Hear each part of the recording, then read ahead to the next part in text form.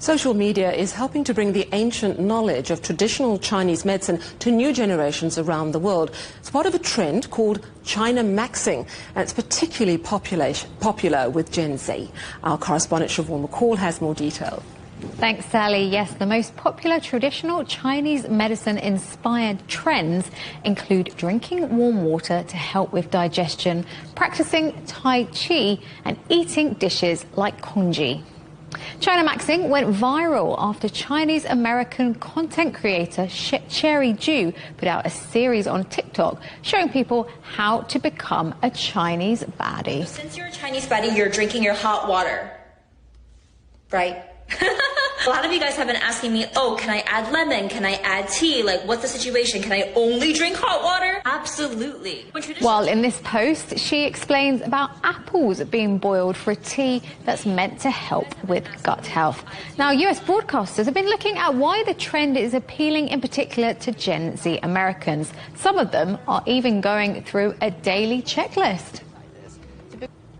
Girl, pick up the phone because we're about to become a Chinese baddie. I wrote down a list of the things that we are doing to be a Chinese baddie. Okay, so first we are going to drink hot water every day, first thing in the morning. The girlies say it helps with bloating, it helps your skin. You can put lemon or honey in the water if you want to, or you could just be plain hot water. One girl on here said... And it's not just about food and drink. This woman here discovered gua sha through Chinamaxxing, and she says her skin has never looked better. While this man here says Tai Chi stretches have really helped with his morning routine, and there are plenty of viral recipes for TCM teas to help with glow-ups. But there are warnings too. This practitioner, for example, is pleased that more people are learning about TCM, but says it's a complex medicine system which requires years of training, and that people must be cautious about what they see online. And there are questions about whether the trend is cultural appreciation or cultural appropriation. But this TikTok user who has Chinese heritage says she's pleased that Westerners are finally catching on to Chinese traditions and embracing her culture. So why is Chinamaxxing so appeal? Well, experts say one reason is a desire for balance away from the hustle culture that countries like the United States have promoted. Many people also now see identity as something global rather than national. They're open to non-Western ideas and have a curiosity about other cultures. Chinamaxxing is a good example of the evolving image that many young people have of China. And I spoke to Dr. Vivian Low, Professor of Chinese History at University College London.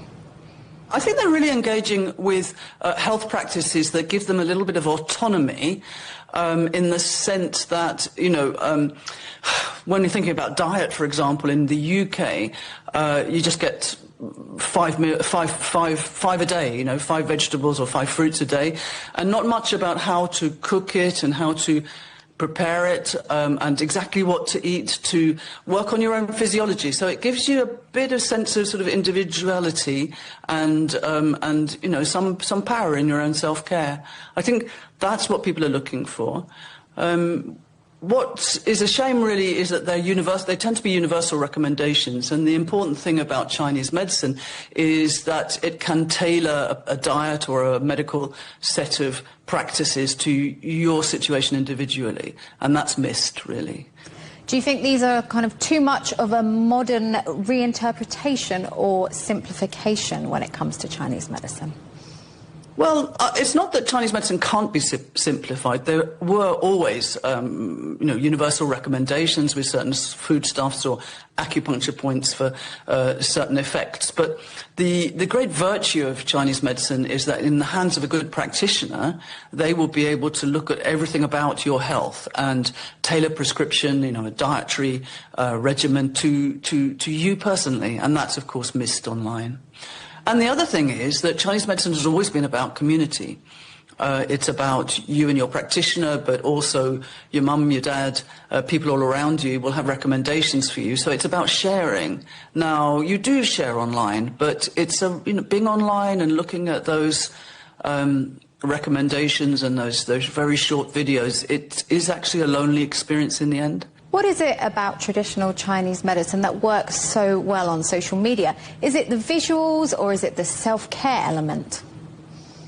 I think food is a great resource for social media because it is so visual, and even the treatments like, well, acupuncture not so because the needles are so small, but gua sha and those images of the body that you get with it, the channels, etc. It's visually wonderful and can be terribly colourful. So the words also that are being used, like sharing, liking, the emojis, they're all a natural response to recipes and remedies. It's not only young people actually. I had a colleague who was working in Shanghai communities with elderly people, and they spent all the time on social media making prescriptions for each other. So it works in the elderly community on social media.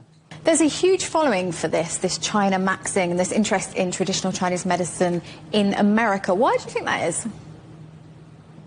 Well, for one, it's got a massive Chinese community, and it has done for a couple of centuries. So there are the resources there. And I think second and third generation Chinese, they are particularly interested in their heritage, and they find that particularly through food. It's the easiest way. And health practices, I think, just goes along with that.